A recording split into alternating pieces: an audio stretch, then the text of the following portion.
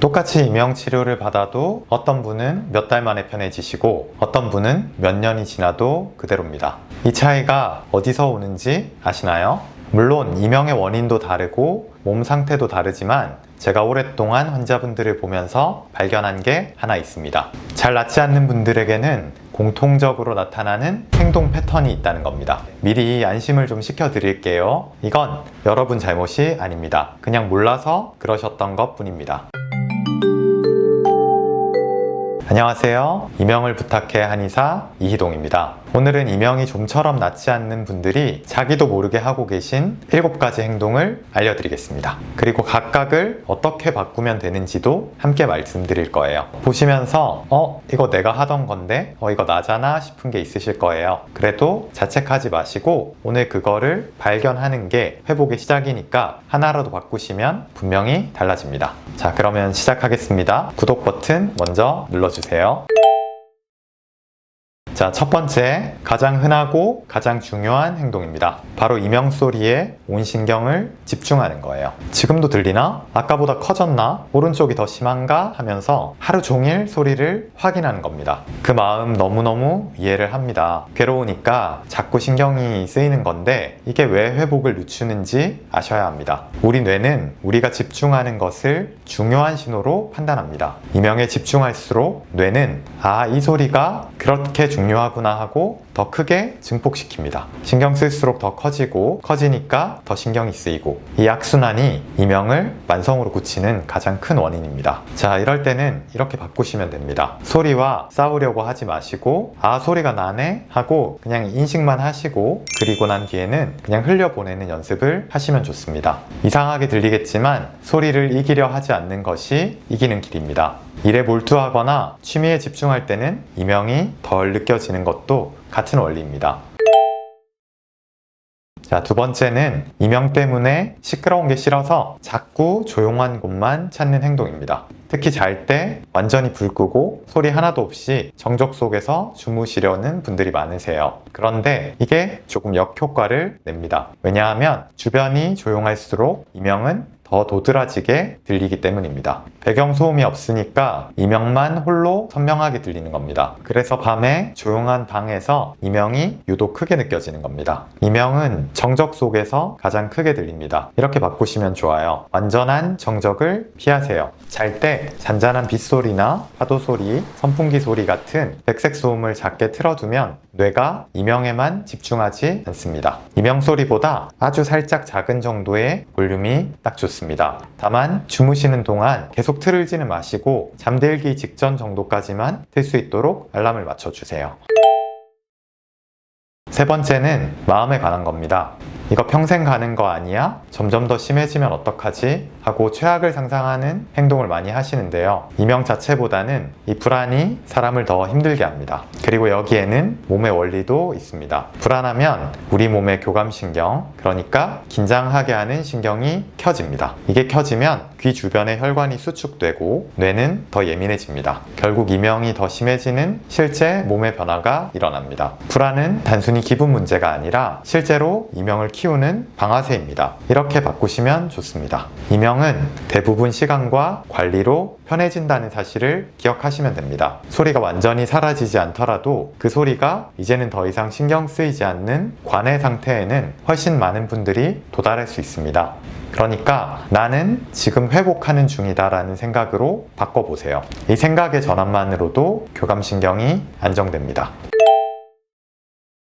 네 번째는 수면입니다. 밤늦게까지 핸드폰을 본다거나 잠을 뒤로 미루고 얕게 자는 행동입니다. 이명 환자분께 수면은 정말 결정적입니다. 우리가 잘 때 뇌가 청소를 합니다. 낮 동안에 쌓인 피로물질을 치우고 과민해진 신경을 진정시켜주고 손상된 청각세포를 회복시켜줍니다. 그런데 잠이 부족하면 이 회복 작업이 잘 안 되게 됩니다. 그러면 다음날 청각신경이 더 예민해져서 이명이 커집니다. 그리고 아까 말씀드린 악순환 여기에도 있습니다. 이명 때문에 잠을 못 자고 못 자니까 이명이 커지고 커지니까 또 못 자고 잠은 이명 환자에게 가장 강력한 치료제 중에 하나입니다. 이렇게 한번 바꿔보세요. 잠들기 1시간 전에는 핸드폰을 멀리 하시면 좋습니다. 화면 불빛이 수면 호르몬을 방해합니다. 그리고 매일 비슷한 시간에 잠자리에 들고 일어나는 규칙적인 리듬을 만들어주세요. 주무시기 전에 따뜻한 물로 손발을 데우거나 가벼운 스트레칭을 하는 것도 깊은 잠에 도움이 됩니다. 5번째는 자세입니다. 하루 종일 고개를 푹 숙이고 핸드폰을 보거나 컴퓨터 앞에서 거북목 자세로 계속 일을 하는 행동이 문제를 일으킵니다. 의외라고 생각하실 수도 있는데요. 목이랑 이명은 아주 밀접하게 관련이 있습니다. 목 옆에 근육들이 굳으면 그 근육의 신호가 청각신경과 뒤섞여서 뇌가 소리가 난다 라고 착각하는 경우가 있거든요. 이걸 채성 이명이라고 합니다. 실제로 목을 움직이거나 이를 악물면 이명 소리가 변하는 분들은 여기에 해당됩니다. 또 목이 굳으면 귀로 가는 혈액순환도 나빠지고 부교감의 신경 통로도 목에서 눌리게 됩니다. 굳은 목이 이명을 만들고 키우기도 합니다. 자, 이렇게 바꿔보시면 좋은데요. 핸드폰은 눈높이로 이렇게 들어서 보고 1시간에 한 번은 일어나서 목과 어깨를 가볍게 풀어주세요. 목을 천천히 돌리고 어깨를 으쓱 올렸다가 내리는 것만으로도 도움이 됩니다. 지난 영상에서도 알려드린 귀 주변 혈자리 지압도 함께 하시면 도움이 됩니다.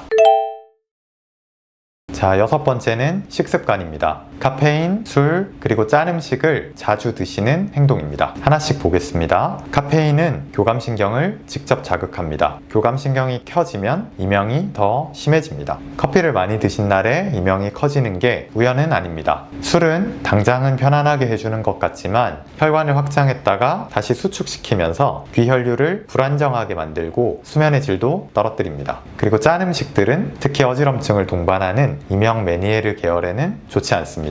몸에 물을 붙잡아 두면서 귀 안쪽의 압력에 영향을 주게 됩니다. 입이 즐거운 것들이 귀를 힘들게 하고 있을 수 있습니다. 이렇게 바꾸세요. 완전히 끊으라는 게 아니라 줄이시면 됩니다. 커피는 하루 1잔 이내로 가급적 오전에, 술은 회복 기간만이라도 절제하시고 국물이나 짠반찬을 조금씩 싱겁게, 대신에 물을 충분히 섭취하시고 혈액순환에 좋은 음식들을 챙겨주세요.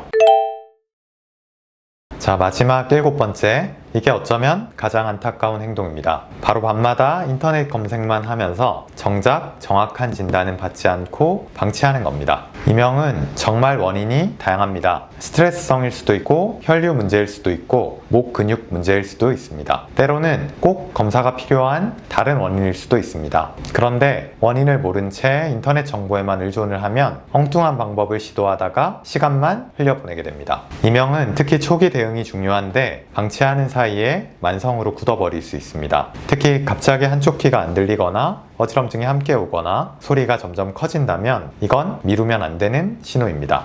꼭 검사부터 받으셔야 합니다. 이렇게 바꾸세요. 오늘 이 영상으로 정보를 얻으셨다면 다음 단계는 정확한 진단입니다. 혼자 검색하면서 불안해하는 대신에 가까운 전문가에게 내 이명의 원인을 확인받으세요. 원인을 알아야 제대로 된 방향으로 갈 수 있습니다. 오늘 이명이 잘 낫지 않는 분들의 7가지 행동을 정리해봤습니다. 소리에 집중하기, 너무 조용한 곳 찾기, 평생 안 낫는다고 단정하기, 잠 미루기, 자세 무너뜨리기, 자극적인 음식, 이명을 방치하는 것.